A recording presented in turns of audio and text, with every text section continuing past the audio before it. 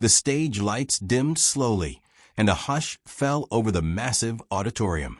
The crowd had seen hundreds of contestants already, some incredible, some forgettable, but no one expected what was about to happen next. The announcer's voice echoed through the speakers. Next up, a young singer from the Philippines. A small boy, no older than 12, stepped onto the stage.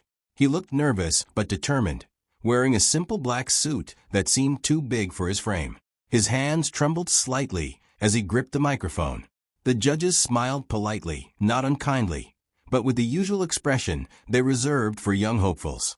Simon Cowell leaned back in his chair, arms crossed, waiting. How many times had they heard a child claim they were about to do something special? The boy introduced himself softly, his accent noticeable but charming. "My name is Miguel," he said, "and today, I want to sing Elvis Presley."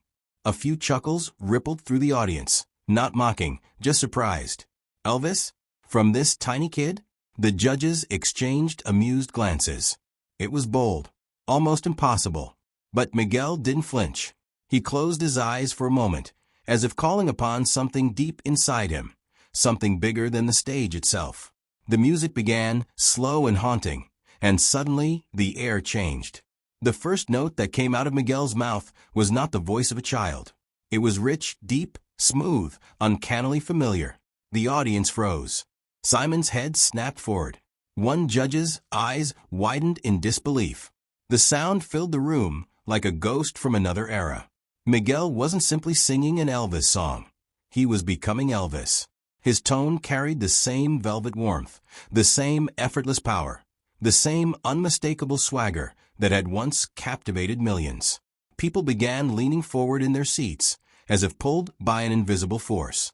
Even the band seemed stunned, playing softer, giving space to the miracle unfolding at center stage. Miguel's face remained calm, focused, but his voice carried decades of soul. When he reached the chorus, the audience erupted into whispers. "That's Elvis, that's actually Elvis." A woman in the front row covered her mouth, tears already forming. How could this be real? Miguel moved slightly, adding subtle Elvis-style gestures, small hip shifts, a gentle curl of the lip, never exaggerated, never forced. It was natural, as if the king of rock and roll had somehow returned in the body of a Filipino child.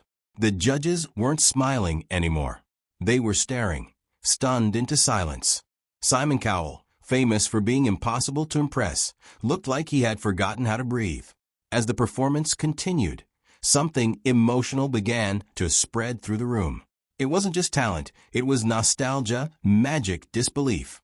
Miguel sang with such authenticity that the song felt less like a cover and more like a resurrection.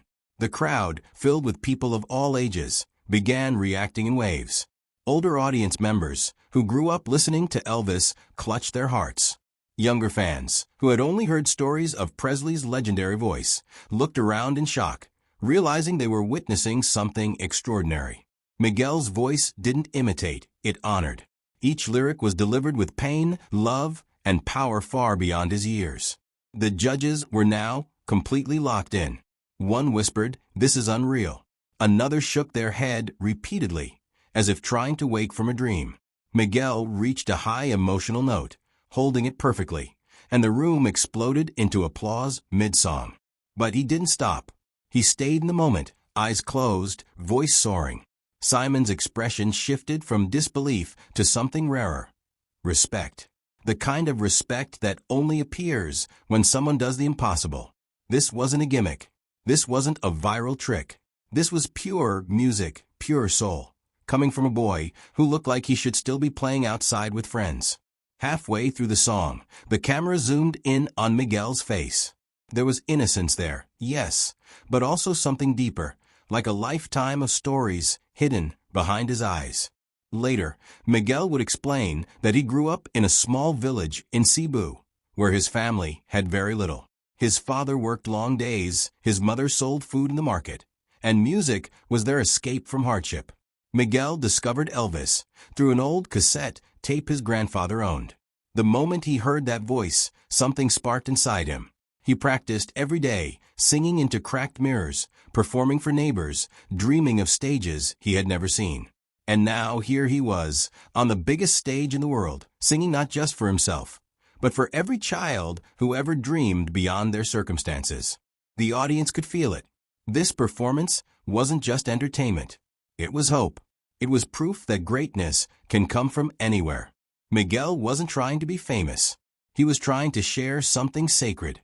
And the judges, hardened by years of auditions, could sense the truth in every note. As the song approached its climax, Miguel stepped forward, gripping the microphone tighter. The band swelled behind him. The lights brightened, casting him in a golden glow. He delivered the final chorus with breathtaking strength, his voice echoing through the theater like a thunderbolt from history. The audience rose to their feet one by one until the entire auditorium was standing. People were crying openly now. Some were cheering, others simply staring in awe. Miguel finished the last note and let it hang in the air for a moment before lowering the microphone. Silence. 1 second. 2 seconds. Then the room detonated with applause. The loudest standing ovation of the night. Miguel looked overwhelmed, blinking back tears, bowing slightly. The judges stood too. Simon Cowell stood. That alone was shocking. Simon leaned toward the microphone, still looking stunned. He paused, searching for words, something that almost never happened. Finally, he said, "Miguel, I don't know what just happened, but that was one of the most unbelievable voices I have ever heard on this stage." The crowd screamed. Miguel covered his mouth, trembling. Another judge added, "You didn't sound like a kid singing Elvis. You sounded like Elvis himself." Miguel stood there under the lights, a small boy carrying a legacy far larger than himself. The judges continued praising him, calling it a once-in-a-lifetime moment, a performance people would remember forever. Simon shook his head again and said, "You came here as a child from the Philippines, but tonight you walked onto this stage as a legend." The audience roared. Miguel's dream had become reality in the most unbelievable way. In that moment, the world wasn't watching just another talent show contestant. They were witnessing the rise of something extraordinary, an artist with the power to bridge generations, cultures, and history through music. Miguel smiled through tears, whispering, thank you so much." And as he walked off the stage, the judges still looked shaken, as if they had seen a ghost. The headlines would later explode. Filipino kid performs Elvis. Judges think it's the real king. Millions would replay the video, unable to believe their ears. But for those inside the theater that night, it wasn't just a performance. It was magic. It was music. It was the spirit of Elvis Presley, reborn in the voice of a humble Filipino child.